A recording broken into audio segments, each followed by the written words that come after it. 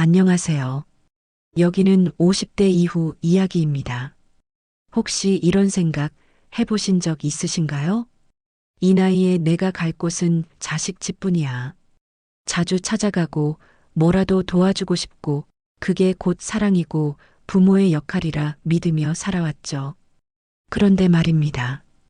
그 자주 찾아감이 어느 순간부터는 자식에게는 부담이 되고 우리에게는 서운함이 되어 돌아오는 걸 느껴보신 적 있으신가요?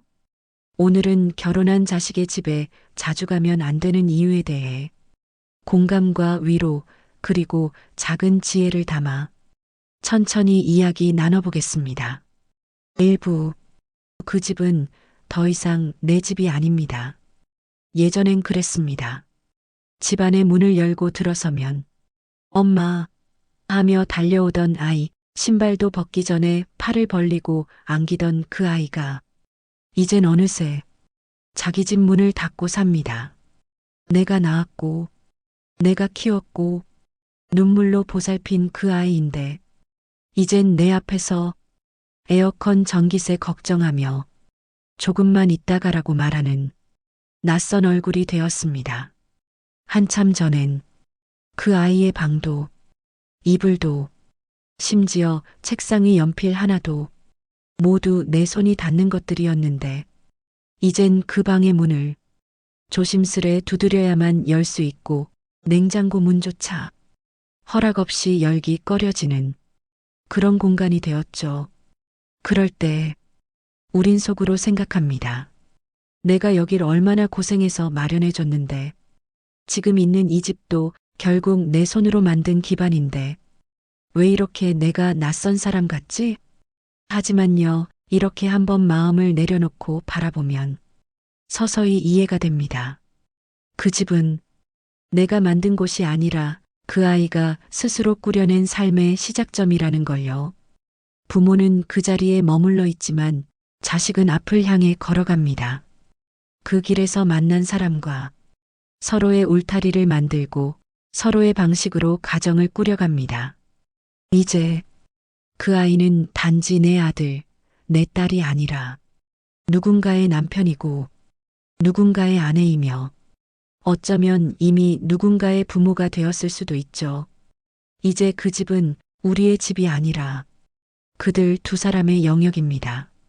그걸 받아들이는 일은 결코 쉽지 않습니다. 익숙한 손길을 멀리 두고 익숙한 공간에서 한 발 뒤로 물러서는 일. 그건 자식과 멀어짐이 아니라 자식의 독립을 지켜보는 부모의 사랑입니다. 내 아이의 집이라고 생각하면 서운함만 커지지만 이젠 저 아이도 누군가의 가장이 되었구나 생각하면 마음이 조금은 풀립니다. 그러니 오늘부터는 그 집 앞에 섰을 때 이렇게 말해보는 건 어떨까요? 그래, 여긴 내 집이 아니야. 이젠 내가 손님이니까 문 열어주는 것만으로도 감사해야지. 그렇게 말하는 그 순간 당신은 이미 세상에서 가장 멋진 어른이고 가장 현명한 부모입니다. 2부 도움이 아니라 간섭이 될 때 자식 집에 가면 그냥 가만히 있기가 참 어렵습니다.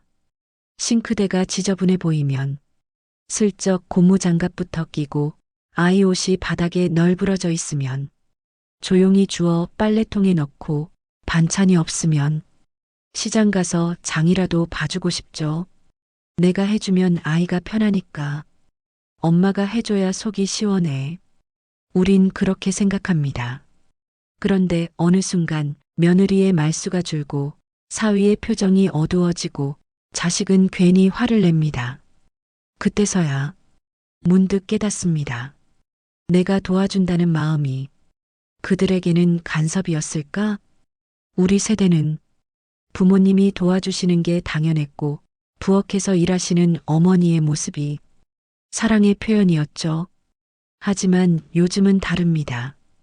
부부가 함께 가사를 나누고 서툴지만 각자 방식대로 살아가는 시대에 누군가가 이건 이렇게 해야지. 그건 그릇에 안 맞게 담았네. 말을 하면 그건 도움이 아닌 통제로 들릴 수 있습니다. 이런 일이 있었어요. 어느 어머니는 며느리가 맞벌이라 바쁘다며 아이를 데리고 매일 아침 찾아가 밥을 먹이고 옷을 갈아입히고 어린이집 등원까지 시켜줬답니다. 처음엔 고맙다며 웃던 며느리가 어느 날 조용히 이렇게 말했대요. 어머니, 저도 엄마가 되고 싶어요. 어머니가 너무 앞서하시면 저는 그저 구경만 하는 사람이 돼요. 그 말을 듣고 그 어머니는 한동안 말이 없으셨다고 해요. 사랑이라고 생각했는데 그게 상대에겐 자존감을 앗아가는 일이 될 수도 있다는 걸 처음 알게 된 순간이었답니다.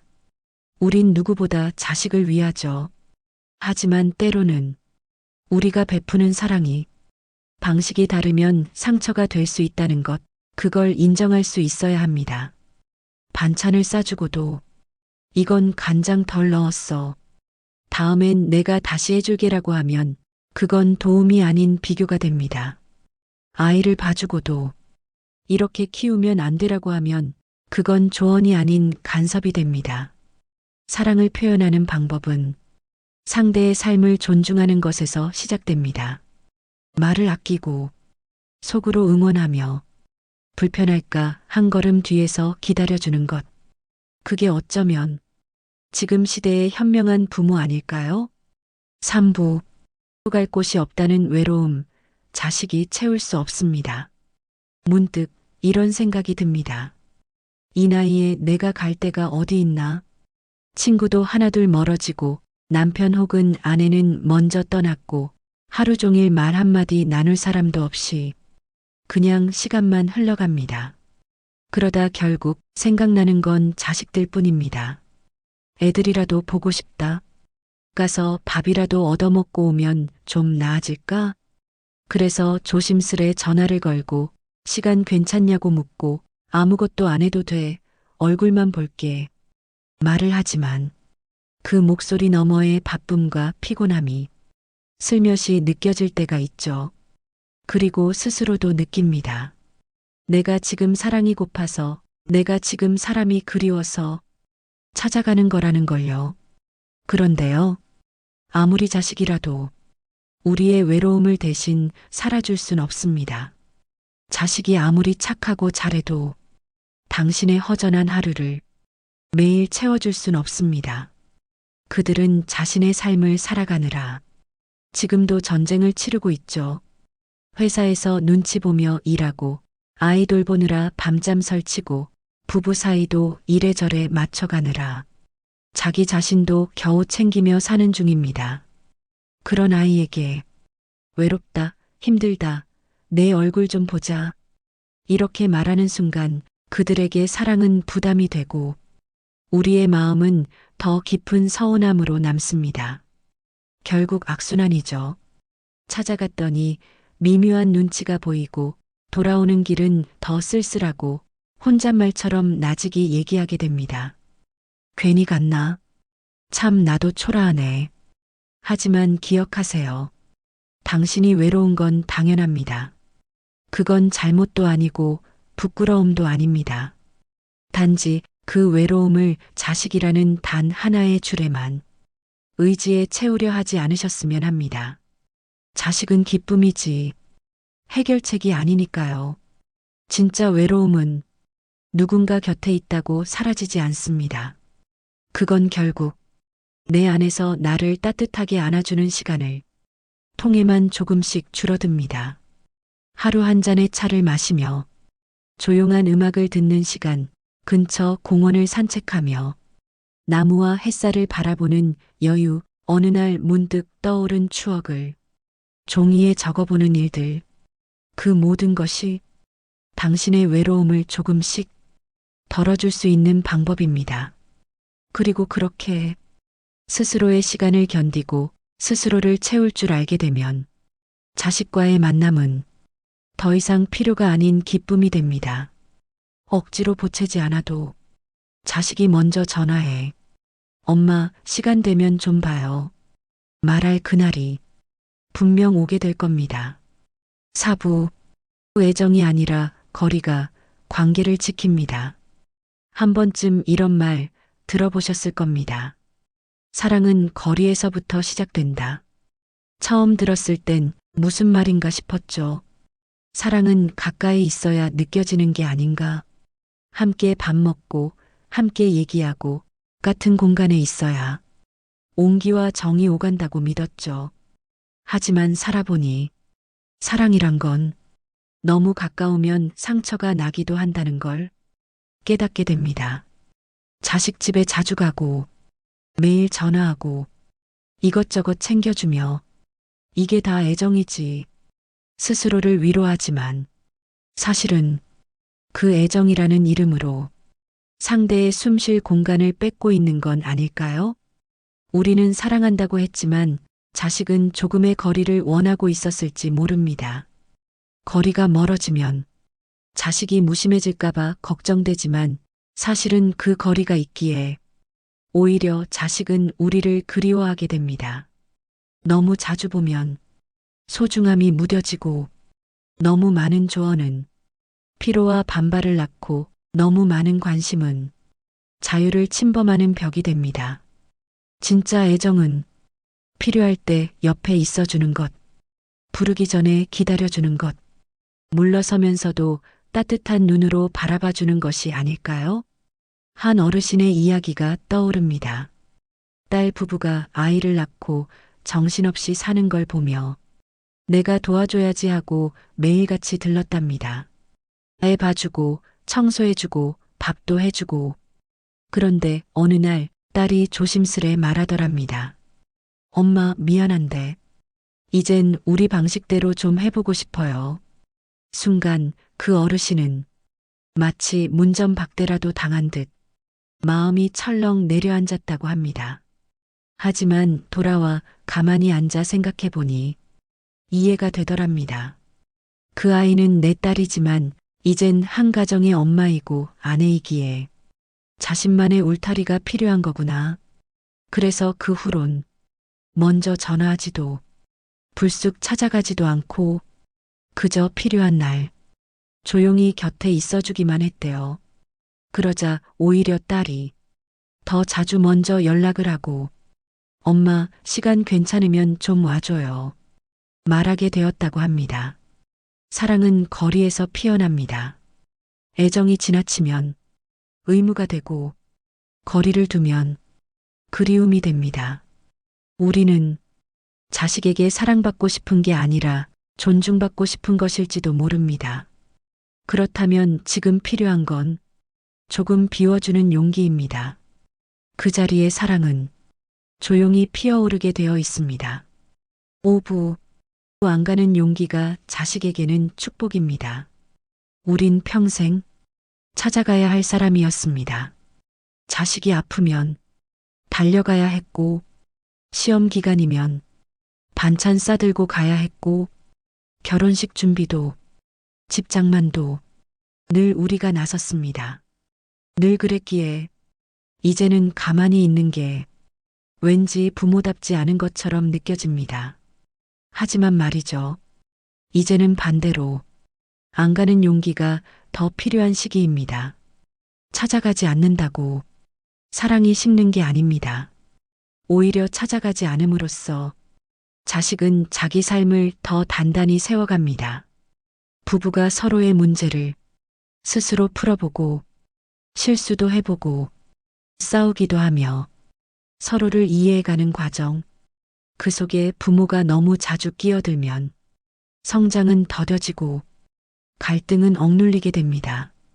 부모가 한 발 물러서 있으면 자식은 그 빈자리를 통해 어떤 부모였는지, 내가 얼마나 의지했는지를 스스로 깨닫게 됩니다. 그 빈자리는 결코 외면이 아니라 가장 깊은 신뢰에서 오는 배려입니다. 엄마가 조용히 계셔서 좋았어. 아버지가 터치 안 하셔서 정말 편했어요. 이런 말은 당장은 듣기 서운할 수 있어도 그 말의 속뜻은 이렇습니다. 당신이 믿어줘서 내 삶을 내 힘으로 살 수 있었어요. 부모가 없는 세상에서 자식이 처음으로 자기 방식으로 서는 시간, 우린 그 시간을 조용히 멀리서 바라봐주는 사람이 되어야 합니다. 어느 아버지는 결혼한 아들 부부에게 늘 이런 문자를 보내셨다고 합니다. 아빠는 괜찮다. 내가 필요할 때 부르면 언제든 달려갈게. 지금은 너희가 너희 인생을 해보는 시간이다.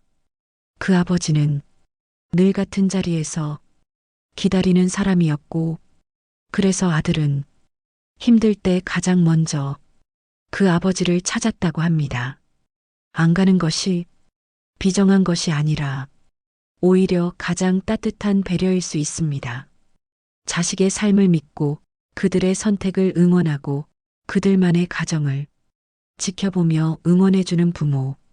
그런 부모는 그립고 존경받는 존재로 남습니다. 이제는 갈까 말까 망설여질 때 이 말을 한번 떠올려 보세요. 내가 오늘 안 가는 건 자식을 더 멋진 어른으로 자라게 하는 일이다.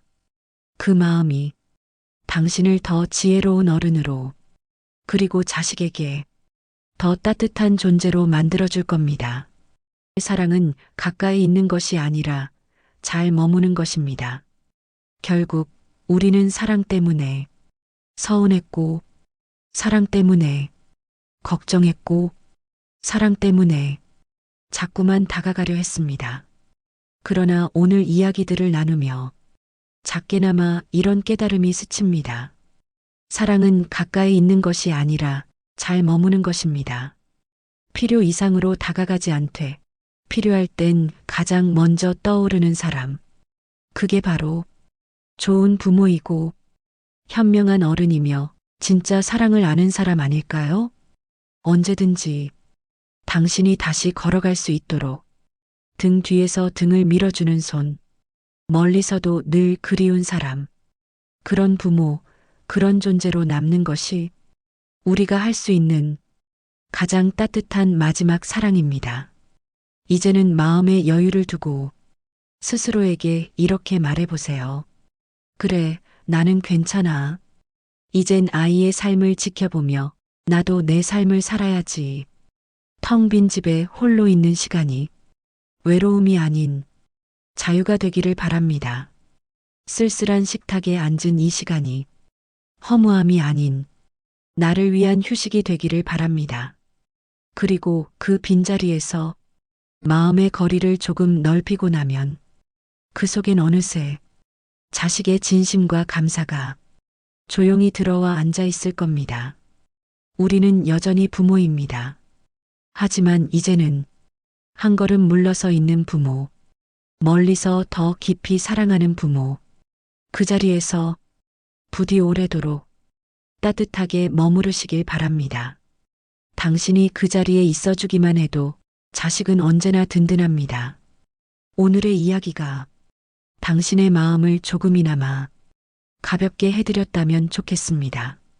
당신을 위한 공간, 50대 이후 이야기입니다. 다음에도 당신의 마음에 잔잔히 닿을 이야기로 다시 찾아오겠습니다. 좋아요와 구독은 영상을 만드는데 큰 힘이 됩니다. 더 많은 분들과 이 따뜻함을 나누는 길입니다. 함께 해주셔서 감사합니다.